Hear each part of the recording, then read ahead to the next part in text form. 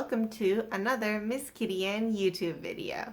So this video is going to be about relationship advice, and I'm going to go over the top 10 pieces of relationship advice that I have for you guys that will hopefully help improve your relationship. And it's mainly geared towards long-term relationships, but I think this advice can be useful for short-term relationships as well. And firstly, I wanted to say happy 2021. This is the first YouTube video of 2021, so kind of exciting.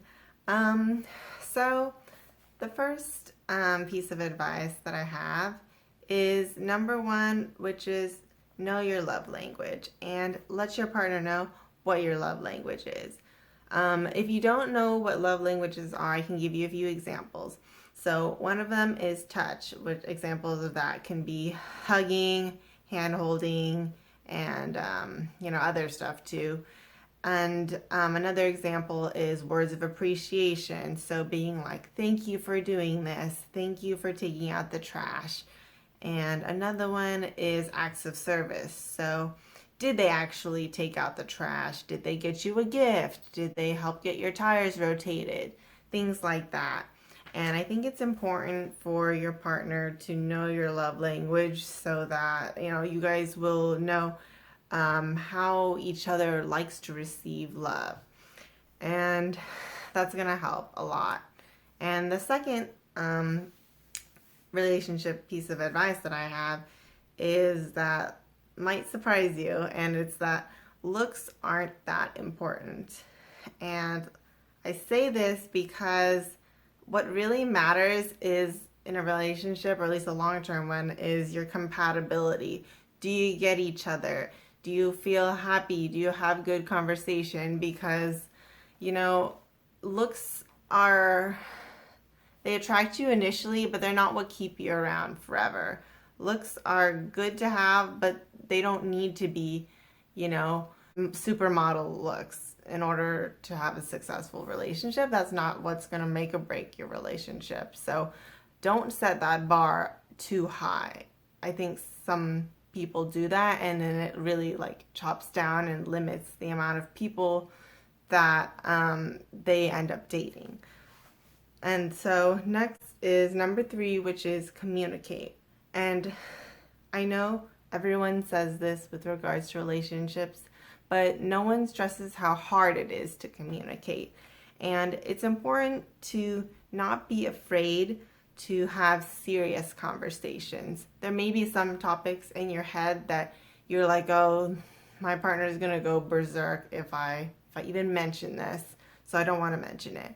But in reality, those topics end up festering inside you and being the reason that you break up. So it's more important to talk about those things before it gets too unmanageable, because what you can be concocting in your head might be something you guys can work on together or fix. So it's important to communicate those things. And along with communication goes with gradually breaking down walls or barriers that you guys have between you. Some males don't like opening up about their emotions. They don't like telling you things that will make them seem vulnerable, because that's kind of a whole masculinity complex thing. But at the end of the day, sometimes you need to know. You need to know if he's feeling depressed.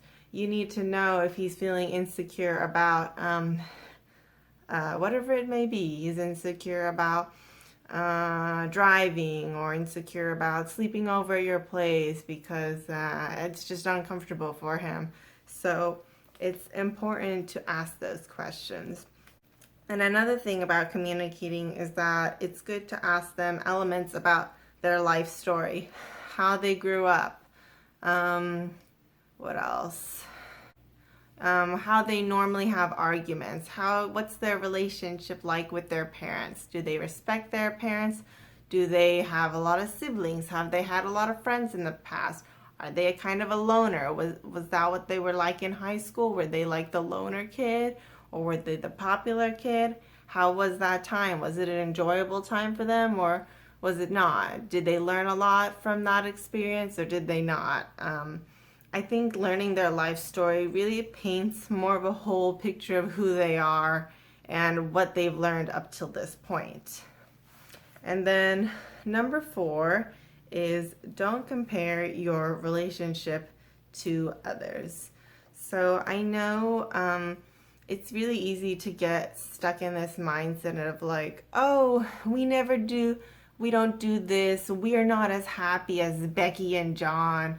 You know, they look like they're having the time of their lives and we're always arguing. And it's important not to compare your relationship to others because you don't see what happens behind those closed doors. You don't see Becky and John fighting all the time because they're not going to be fighting all the time in public, or they're not going to be posting it on the gram. They're not going to be posting it on TikTok. Well, they might post it on TikTok to get views, but you know, that's a whole nother thing. But yeah, if you're constantly thinking about other relationships and what they have that you don't, you're never going to be satisfied with your own relationship. You have to focus on the positives of what you guys have going, the things that work for you guys, and then what doesn't work. So number 5, that kind of leads into it, is don't take your partner for granted, because it's easy to look at what's wrong with your partner instead of celebrating and appreciating what's right. Because once they're gone, once your partner is gone, then you're going to realize all the good things you miss about them.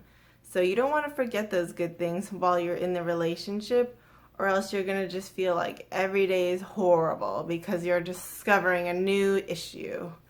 And that's not the mindset you want to be in, to have a long relationship that you're satisfied with.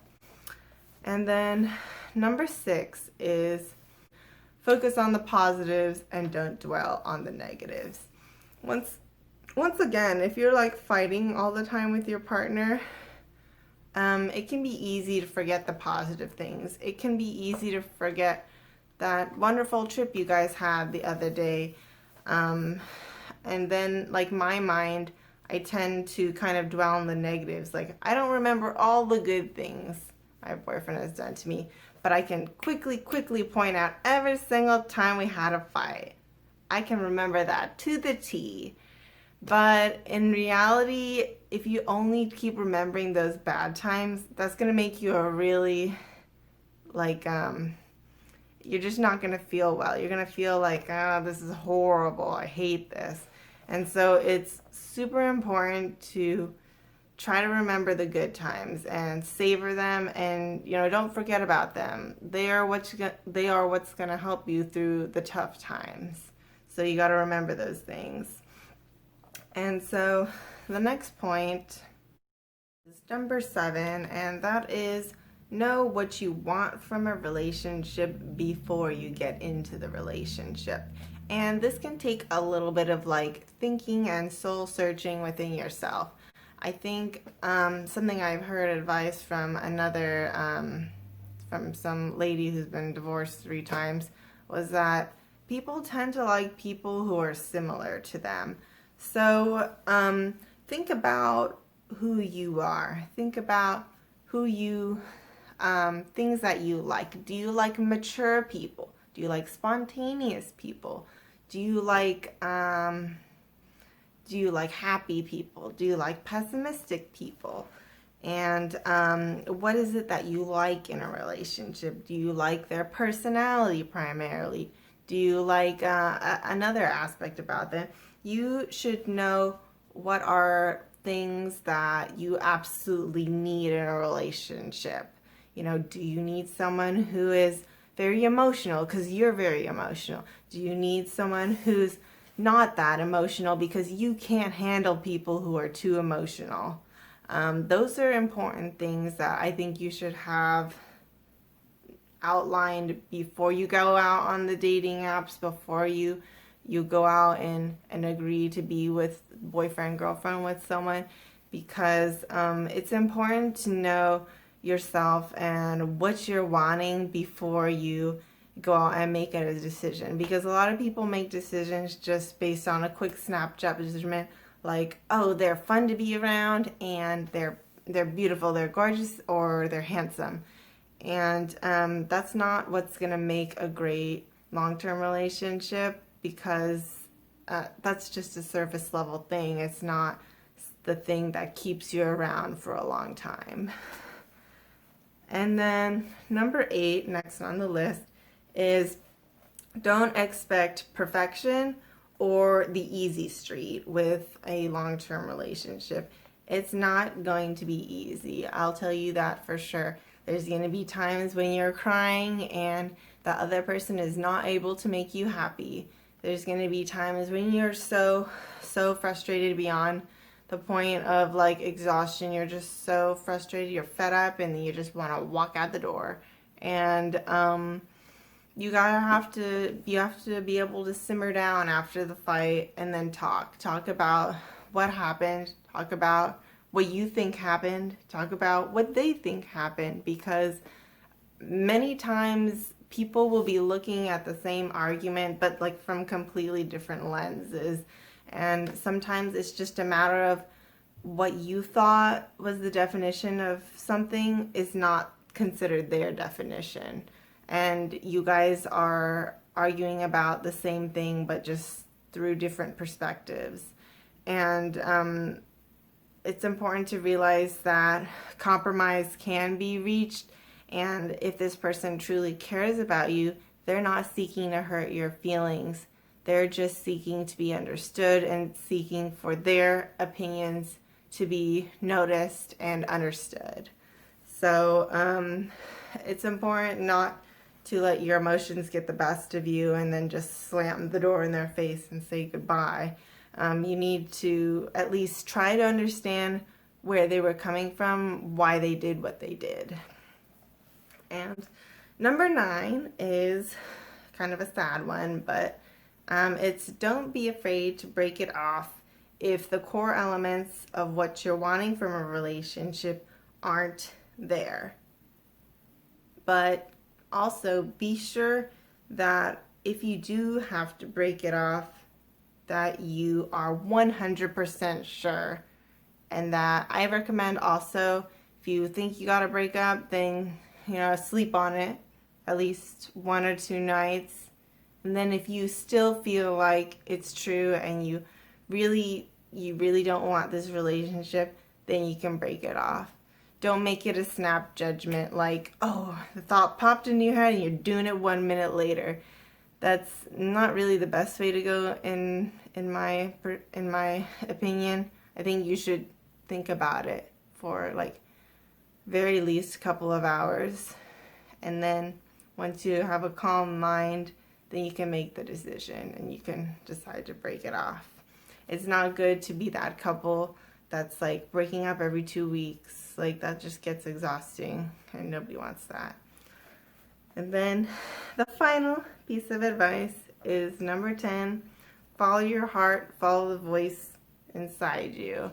So there's, at least for me, there's kind of this tiny voice inside you that's like, you're doing it right. Or like, we believe this is the right direction, or we really don't believe this is the right direction. We don't want to do that. I don't see myself being happy down that path. And, that you'll kind of hear it inside yourself. So I would recommend to listen to that voice. And also be true to yourself. Be honest with yourself. Like, in this relationship, am I happy? Are my needs being met? Do I see myself like I'm being able to be with this person 10 years down the road, 20 years down the road? Do I see it panning out? Do I see myself being happy? Be truthful to yourself. Don't lie to yourself and be like, oh, yeah, just don't lie to yourself. Like, once you start like trying to trick yourself into thinking things are better than they are, then you end up getting kind of lost. So definitely don't do that. Listen to your heart, and that'll help you a lot. I actually wore this little like pendant thingy.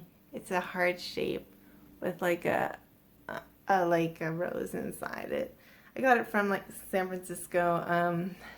Yeah, I thought it was kind of cute. Hopefully this has helped you guys. If you're feeling the need for more entertaining stories or looking at my mug some more, feel free to check out my social hour video or makeup video. Those ones would be pretty good if you liked this video. And I would just like to say that my advice that I have compiled has come from the perspective of someone who has had several different long-term relationships. I wasn't someone who had a lot of like small relationships, so this is just what I've learned along my journey. I'm not a therapist or anything like that. This is just my own compilation of things that I think could help people. So I just wanted to say that, you know, take everything I say with a grain of salt. It's just my own life experiences. So, yeah. And I would like to thank you guys for watching. Please like this video and subscribe. And follow me on my other social medias. I'll list them all on the next screen. I'm posting a lot of TikToks, and my handle, or I mean, my account is at KittyN. So please feel free to check that out. That's probably the social media on which I'm most active. And it would mean a lot to me if you guys followed me on Instagram, because it's also the same at KittyN, because I have very few followers on there. But I do like posting pictures. So thank you very much, and I really hope this helped you guys, and see you in the next video.